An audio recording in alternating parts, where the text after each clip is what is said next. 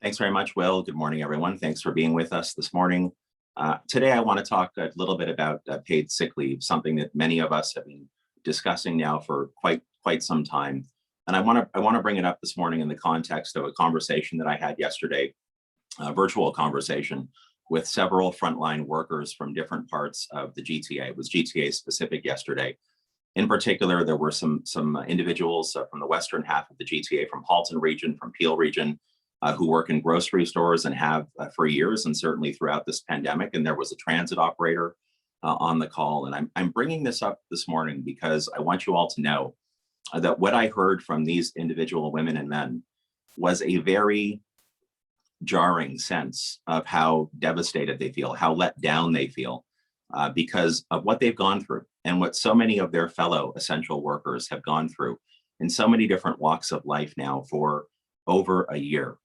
The stories were raw, they were heartbreaking. There's a real sense that these people, these individuals who've literally kept Ontario moving and our store shelves stocked and our economy going, have been facing so much trauma and so much distress over the past year. But there's also a very strong sense of abandonment coming from them and a sense of betrayal and cynicism coming from them that I just think is so horrible and heartbreaking to see. There were a couple of them who broke down on the call yesterday. One in particular, a grocery store worker from Halton region, who through her tears explained how scary it's been, how they feel like no one's on their side, how they feel that the provincial government has let them down. So I saw real struggle and real skepticism about whether or not this can be repaired because of who's in charge right now. It wasn't a partisan call, but it was a real breakthrough moment to hear directly from individuals. And this is just the latest example of the kind of conversations that I know are happening in homes right across Ontario, in workplaces right across Ontario. And so it was really, it really brought the struggle into sharp relief for me and for everyone else on the call yesterday. And I also wanted to point out some really, I think, telling numbers about where we find ourselves in Ontario today, in particular on the issue of paid sick leave during this devastating third wave. So if you think about this for a quick second, I believe as of yesterday, there are 813 individual Ontarians who are in intensive care at different hospitals around this province. That's 813 people who are literally fighting for their lives while their loved ones don't know what to do. I've had the chance to speak with a personal friend who is going through this right now. His wife is in ICU and she's on a ventilator and she's in her 40s. And so the stories are scary. People are fearful.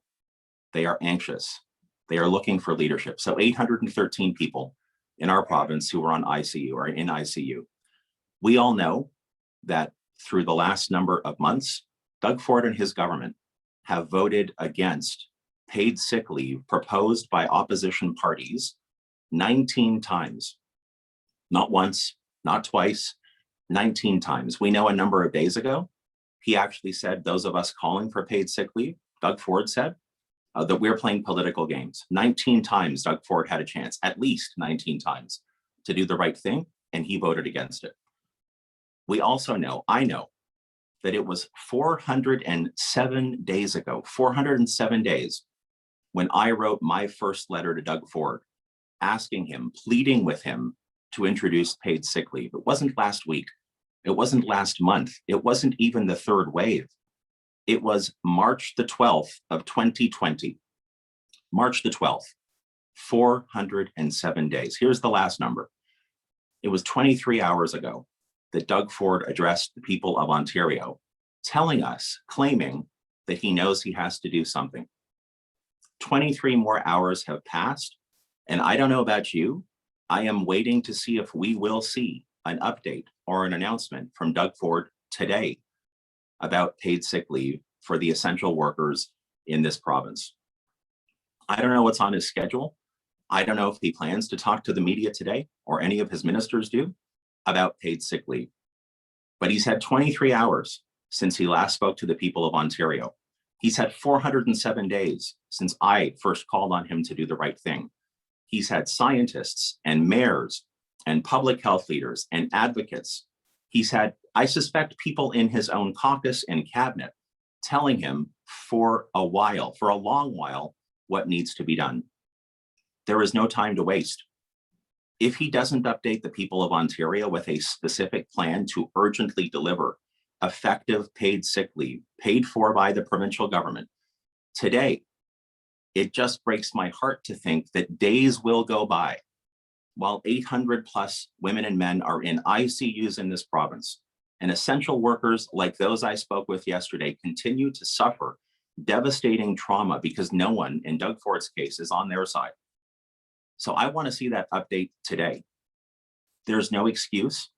We have all had to endure his dithering, his delaying, his half-hearted half measures. I've had enough. I think the people of Ontario have had enough. There is no excuse. And in the interest of being collaborative and constructive, I want to repeat the guidance that I provided earlier this week. When Doug Ford does deliver paid sick leave, there are 2 or 3 or 4 elements that I believe are fundamentally important for it to be effective. Number 1, it cannot be time limited to the current stay-at-home order. It needs to extend and exist and be effective until the science table, not Doug Ford, not his cabinet, not his political staff, not his pollster, not his campaign aide, but the science table determines that we are through the pandemic and that it is perhaps safe to move in different directions, perhaps. So I want to hear that from the scientists. It has to extend until that point. It has to cover workers in every part of Ontario. I know there are some regions in our province that have been harder hit, and for sure paid sick leave is needed there, but it needs to apply to workers in every corner of this province, again, for the duration of the pandemic as determined by the scientists. It needs to include provisions for paid sick leave or paid time off for individuals to get their vaccinations, to get tested. These are 3 of the examples that I believe are required for a provincial government-funded paid sick leave program to be effective. And so, even though I believe he has waited far too long and he has caused way too much chaos and way too much tragic heartache, it's time for Doug Ford to act. He's got to do it today. Waiting another hour, waiting another day, waiting 3 or 4 days until some undisclosed point next week, it's not good enough. People of Ontario don't have any trust in this individual man, Doug Ford, to lead us through this crisis. I have repeatedly called for his resignation. I stand by that call. But in this moment, he needs to step it up. He needs to deliver on this urgently. With that, I'd be happy to take your questions. Okay, a reminder, if you have any questions, to please either raise your hand using Zoom or write to the chat. And the first question is Steve Paikin from TVO. Unmute, there we go. Good morning, Mr. Del Duca. Morning, Steve. Everything needs to be budgeted. So how much would you budget for the sick leave, the paid sick days plan that you just enumerated? You know, one of the things I learned 4 years of serving in senior cabinet positions, Steve, is that the Ontario Public Service traditionally does a very strong job of having a series of contingency plans in place. This is one of the reasons that I find it mind-boggling that it's taking Doug Ford this long to come up and deliver a real plan on this. I can guarantee you that there are individual senior public servants inside the Ministry of Labor, inside the Ministry of Finance, within the Treasury Board Secretary at the Cabinet Office, and probably in other ministries who have already worked up a number of scenarios. I guarantee that that's the case. I guarantee that there are estimates that are attached to each of those scenarios. But you and I both know public servants aren't the ones who can actually deliver on this. Now, I don't think Doug Ford has the capacity to get us through the rest of this pandemic. I don't think he's the right person for the job of leading this province, generally speaking, certainly not during this kind of ordeal. But all he has to do in this moment, I mean, if he's not going to get out of the way, despite my pleas of him to get out of the way, all he has to do in this moment is look at all of the options that I know are sitting on his desk and pick the one that is the most effective to get us through this. There will be a cost attached to this, there's no doubt. But I also know that we will not get the kind of economic growth that we need. Government will not see revenue coming in the way that we need it to pay for everything that I'm passionately supportive of. Publicly funded education, universal public health care, and the rest of what we need if we don't get our economy going again. And the only way to do that effectively is to get through the public health crisis first. So I know Ontario's public service has already done the numbers on this. Doug Ford has to act. He has to act in this moment and get on with it. Will, can I do a follow-up? Yep, follow up. Please. Okay, in which case, based on your experience, what does your informed speculation tell you about the range, the budgeting range within which we would be considering right now? I guess I'm trying to figure out, are we talking about something that's going to cost $50 million or $400 million or what? Yeah, so again, look, I would want to defer, like I would when it comes to the public health crisis, generally speaking, the scientists, I wanted to defer to the analysis of the women and men who work within ministries like finance, like Treasury Board. The reason I say that and the reason I can't tell you in this moment exactly what the right number is because of course it's based on, these are estimates. It would have to be estimates because it's based on the circumstances. Not every single worker would need to take 1 day versus 10 days versus whatever number of days it is. So there would have to be a range. But to me, look, my strongest advice possible to the people of Ontario is, as much as I believe in fiscal responsibility, in this moment of crisis, let's not get tripped up on being penny wise and pound foolish. Like, let's not get tripped up on this notion that somehow there's a cost and it's a big cost, therefore we have to defer. That's, I mean, with the greatest of respect, that's exactly the thinking, that along with not really trusting workers to do the right thing. It's that thinking that's kind of infected Doug Ford throughout this process and made him dither and delay and refuse stubbornly to introduce this kind of program. So there will be a cost. There's no doubt about that. There is the potential for the cost to be considerable depending on what the rest of the third wave looks like and how many people do get sick, how many people need to take time off to get vaccinated. But at this point in this pandemic, with the multi-billions of dollars that we have invested in keeping ourselves moving forward, this is the single best thing we can do in this moment, along with getting the vaccines rolled out and a series of other steps the scientists have called for to get through the ordeal and to get to the other side. We just need leadership. We need someone who gets it, who's prepared to do it, and do it urgently. It's been 23 hours. The clock is ticking on Doug Ford right now, 23 hours. And I don't think he's going to say something today, though I hope he does. And if it's not today and he waits till Monday, just think of how many other Ontarians in essential workplaces will get sick this weekend, potentially. Will get critically sick, critically ill, and potentially end up in ICUs because Doug Ford delayed and dithered. Thank you. Okay, next question is Colin DeMello from CTV Toronto. Good morning, Stephen. I'm wondering if the federal program should have been crafted in a way that gave employees the access to these paid sick days. Isn't this fundamentally an issue with the federal program itself that should have been launched in a way that gave those employees the benefit on the front end and not on the back end? Why is this all up to the province to kind of repair a program that is broken? Oh no, it's not at all. And I really don't know why this angle, this Doug Ford attack keeps kind of coming up repeatedly from Doug Ford. We kind of heard it yesterday. We heard it from his finance minister a couple of days ago, blaming the federal budget. Everybody knows in 2018, there was a provincial paid sick leave program in this province. There was a recognition back at that point in time that having that kind of economic and social safety net was critical for economic dignity for workers across this province. Okay, Doug Ford gets elected and he cancels it callously, but he canceled it.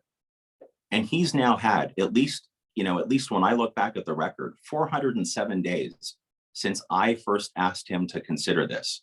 407 days.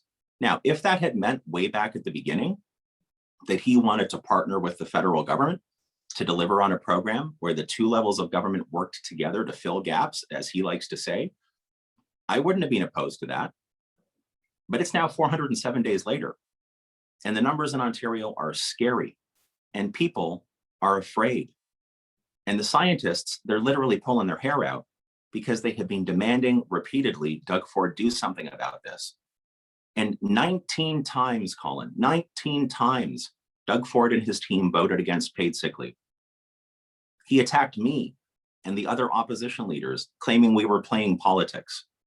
It's not like 3-4 months ago, he said publicly to any of you or to me or someone in the legislature, I get it, we need paid sick leave, We're going to work on a program with the federal government. You know, think about this. Last summer, when the numbers were coming down between the first and second wave, what was Doug Ford doing instead of contemplating contingency plans for things like the second wave and ultimately the third wave? He was out campaigning. He was out on the barbecue circuit. He did the same thing after his own provincial budget. Instead of preparing, working the phones, talking to his own public service about, well, how do we actually have this in case we get to a critical point, in case there's an emergency and we have to break the glass? And what did he do? He went campaigning to Brampton and campaigning to Niagara. This is not about a federal program that's not effective enough. This is about a premier who doesn't understand what his job is. And he doesn't have the capacity to learn what his job is because he's 3 years in. And he's, you know, like 3 years in. He just doesn't have it. So blaming other people, blaming opposition politicians when the responsibility lies squarely with the individual he sees when he looks in the mirror is another failure of leadership. Follow up. The Premier's office released a statement yesterday saying that the government is not going to impose any additional burden on the backs of Ontario businesses, that they're going to work to fill in the gaps of the federal paid sick leave program. So I'm curious from your perspective, what do you feel like they're signaling here in terms of what this program is going to be?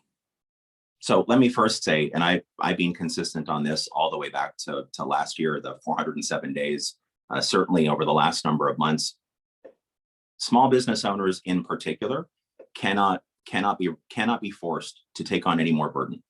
And so that's why I have consistently said, as have others, paid sick leave is needed now, it's needed urgently, and it has to be funded, especially during the pandemic, by the provincial government. There's no doubt about that in my mind. But what you just said to me, what that actually signals to me is that even though they've had months to prepare for this, even though, as I said a second ago, that for sure, the Ontario Public Service has already given them options, it tells me they don't have a clue about what to do. It tells me that they're still thrashing around. I'm guessing they're probably talking to the feds. I mean, who knows at this point? But this is what you need to do in advance of the crisis. The problem here is that for months, Doug Ford never thought it would come to this. He thought he could escape the responsibility for having to do something in this regard. He thought it was just going to be like everything was going to be rosy. He ignored everybody. You know, he figured it was his way or the highway, and now he's flailing. And he's not flailing because he's genuinely concerned about what's happening. No individual who votes down paid sick leave 19 times and attacks others who want to deliver paid sick leave, no individual suddenly has a change of heart. Doug Ford's scared because he suddenly realizes he's got a political risk he's facing. This is not about politics. This is life and death. 813 Ontarians who are in ICUs right now in this province. We all want that number to come down and come down quickly. I'm scared that it's going to keep climbing. So I don't know why they are still scrambling on what a program should look like and how they should devise it and deliver it. They've had 407 days. They've had many, many months when this has been particularly important to get us through this ordeal. But when you don't understand your job, when you're in over your head, when you're out of gas, and that's Doug Ford, he's out of gas, he's in over his head, he doesn't know what he's doing, he's now flailing. This is what we see. Okay, next question is Melissa Candelaria from Your TV Halton. Hi there.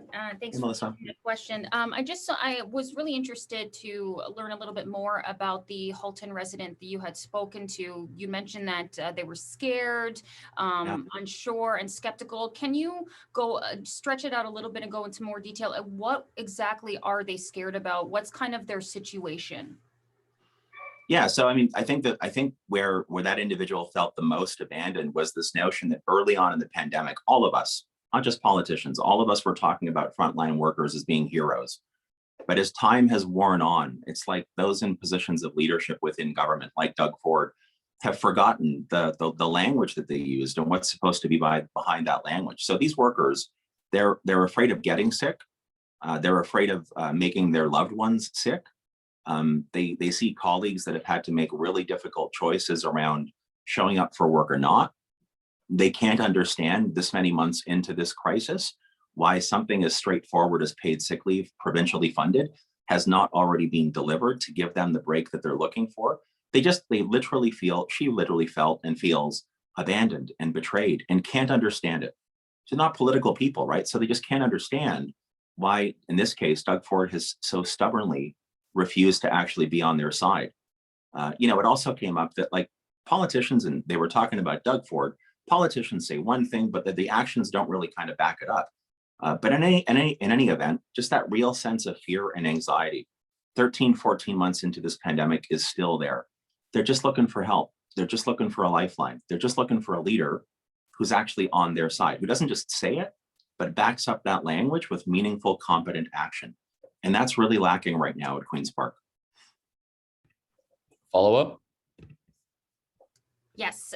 So did did she indicate what sector she works in? And also, did she hear the announcement yesterday indicating that the Ford government may do some sort of paid sick leave that's supposed to rival that of the federal government? And what was her thoughts on that from what you've heard? Yeah, she works in a grocery store, and she did hear the announcement because my call was much later in the afternoon. So they'd all heard the announcement. I think the part that was probably the saddest for me, in addition to hearing the stories about the fear they have for their own health and the health of their loved ones, the saddest part to me as an Ontarian, as a proud Ontarian, was how defeated and abandoned and skeptical or cynical they all feel about whether or not there will be real action to back up Doug Ford's platitudes and his empty rhetoric. And that is only because they've now watched for 13 months as they've seen him say one thing and deliver something completely different. And so the fact that she felt and they felt so abandoned, so betrayed, so left behind in the middle of this kind of crisis was just really, really tough for me and for others to hear. And it should never have come to this in a province like ours, in a province as prosperous as ours, in a province as wealthy as ours, in a province where we have a public service that knows what needs to be done, when we have scientists that are giving the right advice. It should never have come to this, but here we are.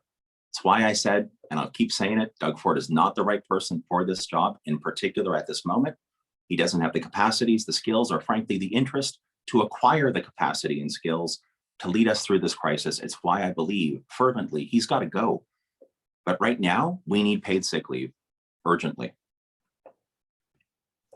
Okay, next question is Sneh Dougal from QP Briefing. Hi, good morning. Thanks for Morning. taking questions. So I just wanted to get your response to a statement that was sent out yesterday by the Premier's office. You've been calling for a provincially funded paid sick leave program. They mentioned that the bill that had been put forward by the Liberals would require employers to pay for this leave. Can you just explain the discrepancy there and, what you're calling for and, Sure. and what the bill would Yeah. be calling for? Yeah, no, absolutely. So first of all, let me just say, I could not be more clear. In every single written or public statement I have made to all of you, to the people of Ontario, on all of my social media platforms, excuse me, for months, I've made it crystal clear. What we need in Ontario is a paid sick leave program, especially during this pandemic, that is funded by the provincial government. If they're questioning the private members bill itself, I'd suggest they go back and speak to what's known as Legislative Council at Queen's Park to get a better understanding of what's possible within private members legislation. Regardless, let's put all of that kind of minutia or going into the weeds off to the side. There's a more fundamental thing to consider about what they did yesterday with that statement. Now, I was asked all day yesterday by media and by others, what did I think of Doug Ford's apology and the way that he handled himself yesterday? My simple answer on that is, I cannot tell you. I don't know. I'm not inside Doug Ford's head. I cannot tell you how sincere or how sincere he was or how sincere he wasn't inside of himself. What I can tell you based on my lived experiences is that when an individual on the one hand makes an apology and pretty much in the same sentence then turns and lashes out at others and attacks others, so in this case, the federal government during his own press conference, and then a couple of hours later, he and his team put out statements attacking other people, in this case me, opposition leaders, it does really suggest that the authenticity of the apology is suspect. So here's the bottom line. Doug Ford and his team can focus on me as much as they want to. I have one job as leader of the Ontario Liberal Party and as someone who's running to be Premier of Ontario. And that's to focus exclusively on the 15 million people who call our province home. So they can keep attacking me. I will simply focus on the people of Ontario and getting the job done for them. Follow up? Yeah, thank you. So maybe a two-part. So just to Sure. clarify then, you know, through that bill, you're suggesting that there would still be provision for the province to cover the costs. And if I could just ask you on a completely different topic, Sure. there's been a lot of calls recently, as you're aware, because the Liberal Party has been calling for this as well, for childcare workers to be prioritized for vaccinations. The government has repeatedly said that at this point, the plan is still mid-May, and the education minister, you know, as recently as yesterday, has suggested that this really comes down to the issue of supply, and that you know, they would like to prioritize these workers. Do you agree with that assessment? And what do you think is going on here? So on the first part of the follow-up, I would just repeat, yes, the provincial government needs to fund the paid sick leave program that we are calling for. Again, I've been crystal clear on this from the very beginning. This is not a new approach for me. It is a rock solid, consistent, and very clear position. There can be no additional burden placed on employers, in particular, small business owners right across this province who've been battered so badly. So I believe it needs to be provincially funded, and I've said that throughout this entire process. The second issue around childcare workers, I just don't get it. Prior to the April break, I called on the government to actually conduct a vaccine blitz for frontline education workers and also do something about the daycare centers, the childcare system that we have in Ontario. I mean, while schools have been forced to close because Doug Ford didn't make the investment or make the effort to keep them safe and healthy, and to keep our kids safe and healthy and frontline education workers safe and healthy, daycare centers have remained open. They've been deemed essential, and they are essential. But yet no real plan, no forethought, no planning to figure out how those frontline daycare workers, childcare workers, can actually be part of a vaccine priority group. It just doesn't make any sense to me. And so here's the funny part, or the sad part. Whether it's paid sick leave, or it is vaccinations for childcare workers, or it's a whole series of other issues that the science table and opposition leaders and others keep calling on the government to look at, there's a pretty consistent theme coming from this government. And it starts with the leadership, right? It starts with Doug Ford. When in doubt, this is them, right? When in doubt, blame someone else. When being criticized, pass the buck. When you drop the ball, pretend, lie, make it up. That's consistently what they've done. I think that they think this is some kind of political game. I mean, if you think about who they've been talking to, according to media reports in the last 2 weeks, their pollsters, their campaign people, and all this, they think it's about politics. It's not about politics. It's about the numbers I gave you all off the top today. Who's in ICUs? How many? What their families are facing, what those patients are facing. So we have all said this consistently for months. Stop passing the buck. Stop blaming others. Just do the job you're supposed to do. Take responsibility, recognize your obligation, and get it done. So the supply thing around vaccines, that is now, and I've said, I recognize earlier in the year, there were supply issues. There are not supply issues anymore. And Ontario is about to have far more vaccines than Doug Ford's infrastructure plan, like his infrastructure for rolling out the vaccine plan, can actually handle. And so who are they going to blame next? It doesn't make sense. It's not leadership. That's why I keep telling everybody, Doug Ford's in over his head and needs to go, because everybody's sick and tired of this. I am. Nobody trusts him anymore. People have lost faith in him and his ability to lead. And that's a really scary place to be in a public health crisis. Okay, that concludes today's press conference. Thank you. Thank you very much, everyone.